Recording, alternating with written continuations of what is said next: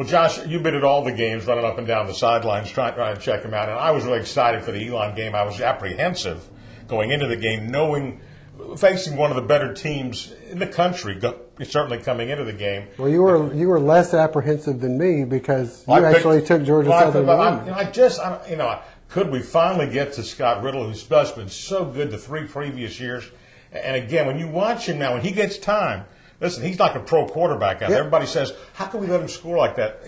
But Nate, what impresses me about him is not only his field generalship, when he's out there doing the Peyton Manning impersonation, going up to the line, stopping and changing plays and going through but he also goes through his progressions. He's hitting 3rd and 4th receivers. You don't see that, especially in 1AA football. And really, again, some of the keys to the game. Number one, Georgia Southern came out and really came ready to play. I wasn't worried about that. And again, on TV, they showed to the audience Coach Monken's pregame rap right before they took the field and told them to get after them aggressively or something to that extent. But the defense that's what we've not been able to do the 3 previous years against Elon, get pressure on Riddle. And finally, I thought it was good when we disguised Brent Russell in a different jersey. 64. Jennifer says, why is he changing his jersey? I said, it tells me they ripped it. They've been holding so much. They had to change from 66 to 64. But the key to the game, certainly we'll have highlights in detail. But when Georgia Southern goes up a couple of scores and Elon's trying to come back, he gets sacked and, really hit the turf hard.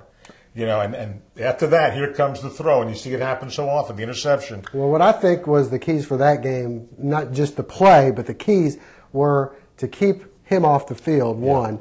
They almost doubled their time of possession, which was great. And then the second was get some pressure on him, which they did. And a couple of plays where he didn't get sacked, he got knocked down. Right. And I think that tells you a little bit, that kind of makes the quarterback get a little happy feet and wanting to get rid of it. And the defense, and substituting also in certain situations, there was no running game. Once especially when they fell behind, there was really no running game. That's what you do. You put them in that position where they can't. Even though they've got some big-time receivers, and certainly Jeff Coat certainly made some big throws. And you say, Mellett's there. But again, the Eagles did a great job, and as Josh said, the time of possession, having the ball almost 20 minutes more, and really some long, sustained 8-minute, 9-minute drives. And again, I know everybody's saying Lee Banks. Who is he? What a great story, right? You got to consider we lost Zeke Rozier at the beginning of the season. We lost Robert Brown. Those are the 2 starters. We're still playing also without Jonathan Bryant, who was a starting slot back. So you're going with Toby Akinrane, who's a little banged up as well. Had the shoulder issue, You got Lee Banks in the game. He's a senior, hadn't played much, but he made the most of his opportunity. 120 yards rushing. A lot of that came, between the 20s. He never got a chance to score, which was tough because you wish he could have got that little cherry on top. But And I have to admit, I was impressed that the passing, the play action passing, he hit just the right pass. A couple of big first downs on 3rd and long, and 2 4th down plays. Right. So some really big calls. And again, one of those nights. Now, is this everybody now? Ooh, we're back. We're certainly making progress. That's all you want to do. Probably the open date comes at a good time. Perfect. This week. You can enjoy the win a little bit, get some people healthy before you host Wofford a week, I guess, from Saturday. But most of the favorites won in the league this week. App State went certainly to Sanford. Their quarterback is doing some.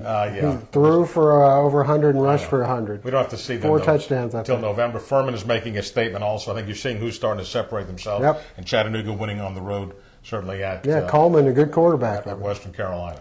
Upon further review is brought to you in part by our good friend Lovett Bennett Jr., attorney at Law PC. When you need legal advice in the Statesboro, Bullitt County area, we like to say, you know the man to call, Lovett Bennett Jr., attorney at law. Speaking of those Eagle highlights, Josh has all of them for you. That's coming up next on Upon Further Review.